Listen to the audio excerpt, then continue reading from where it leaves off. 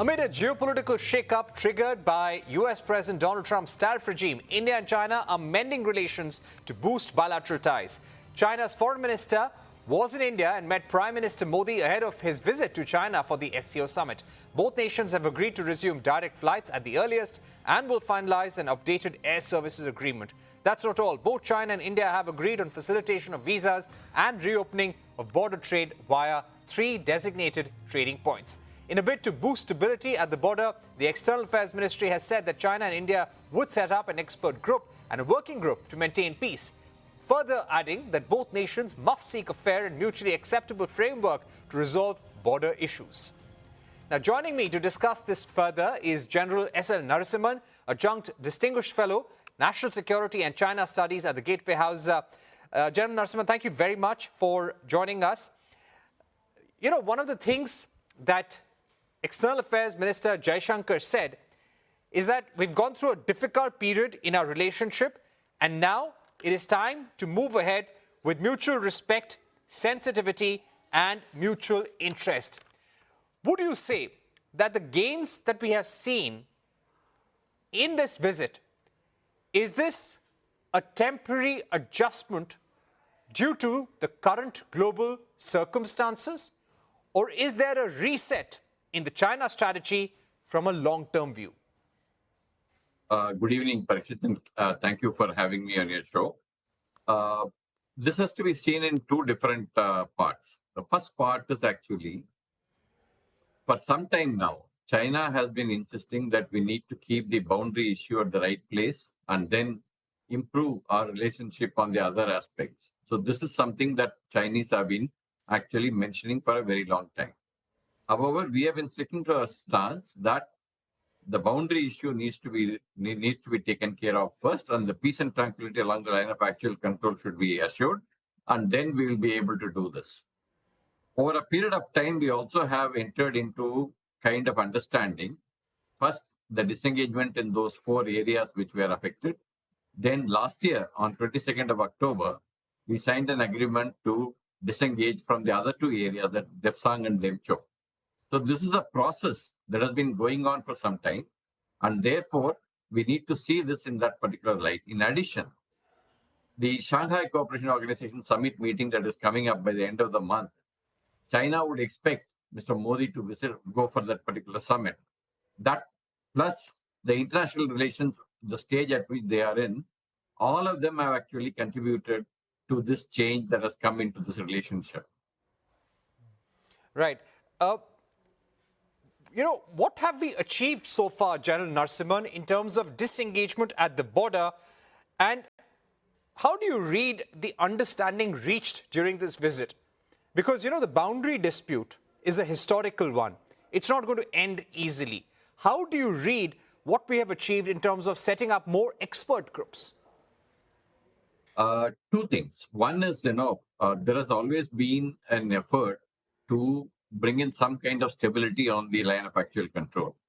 And to do that, if you take your mind back, in the year 2000 onwards, we started exchanging maps of the line of actual control of both the sides, how they perceive it. We exchanged the maps in the middle sector, but when we shifted that focus to the western sector, the Chinese pulled back. So we couldn't proceed along that particular thing. Therefore, we need to think from that particular point of view, that from that time onward, there has been an effort to probably bring in some kind of stability and improvement in the line of actual control. This is a process. In the statement that has been put out yesterday, there are 2 groups that are being talked about. One is the expert group for early harvest of the delimitation of certain areas. So which means a group will be formed and they will probably assess which are the early harvest areas which we could get into a discussion with the Chinese and arrive at a conclusion, and then proceed along to resolve that particular area. The second group is the working group that is established to ensure the border control is better on the line, along the line of actual control. These 2 are supposed to work under the WMC. There is a working mechanism for consultation and coordination, which is a mechanism under the Ministry of External Affairs. In addition, they have also said that general level talk, there is a core commander level talk that have been going on in the Western sector. We also need to establish two more, one in the middle sector and one in the Eastern sector. These are the things that I've come across yesterday along on the issue of the boundary. So this is something which we can say as a way forward, and we'll have to wait and watch as to how these groups function and then come to a conclusion. Right. How do you see the economic understanding reached? Government sources have said that China has assured us in this meeting that restrictions on the export of rare earth magnets, tunnel boring machines, fertilizers have been lifted. Consignments are being released now. We have not seen this in black and white in statements by the two sides. So how do you expect things on this front, on these informal economic sanctions, to move ahead? Tunnel boring machines has been a vexed issue for the last about 1 year. We placed the orders on a German company, which produced it in their factory in China, and China has not been allowing it to come to India. So this is something that has been going on for the last 1 year. As far as rare earth materials is concerned, that restriction came up along with other countries a few months ago. And if you take your mind back, 40, 50 of our representatives from automobile industry had gone to China to speed up this release of batteries and the rare earth material parts that they need. So this is something which has been going on for some time. And of course, we had received messages of urea being released from China before Mr. Wang Yi came here. And during Mr. Wang Yi's visit also, it has been mentioned that these three issues will be taken care of. But you're right, both the statements, neither the Chinese statement nor the Indian statement mention these three items. Therefore, we'll have to wait and watch as to how long it takes and how much of effort it takes to get them released to come to us. Right. Why do you think, because these are such major issues in ties right now, and this is one of the reasons, rare earth magnets especially, is something which is really driving India's outreach to China right now. Why would we not put such a crucial concern point, or these three concern points, in the statements between the two sides? The statements are actually, both the sides seems to have issued statement unilaterally, because the Chinese statement came much ahead of the Indian statement. And then India also put out two statements, one on the foreign ministers meeting and the other combining both the meetings, what is the outcome. So these two have come up later. So I'm sure this must have been discussed, and I'm sure some understanding must have been reached, but it is not an issue probably that they would put across here. But you find a statement that trade and economical issues will be looked into is what has been mentioned in the Indian statement. So you can consider that as part of that particular statement to say that, okay, this would have been considered. All right. I would also like to ask you about three areas. In the statements between the two sides, it has been mentioned that they have taken a decision on resuming direct flights at the earliest. An air services agreement, an updated air services agreement will soon be decided upon. Reopening of border trade through 3 points, and resuming issuance of visas for tourists, businessmen, media, and other categories. How important is this as an incremental step towards re-engaging and restoring some semblance in economic ties? For some time, China has been asking for three things. One, exchange of journalists. Two, issue of visas. And three, direct flights to be operated between India and China.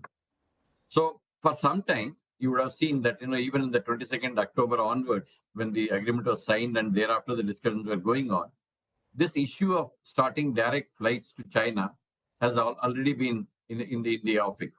So some time ago, you would have also noticed that there was a message that the government asked the airlines to keep some aircraft ready to operate on this route.